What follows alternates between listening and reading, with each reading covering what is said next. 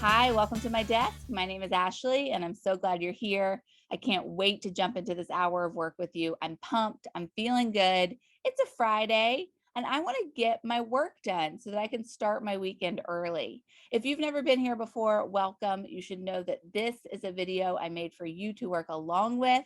We're going to work together for 1 hour in real time. So I hope you brought a project, a task, something you want to sink your teeth into, because we are going to do two 25-minute work sections. That's where we listen to white noise and we focus on the task at hand.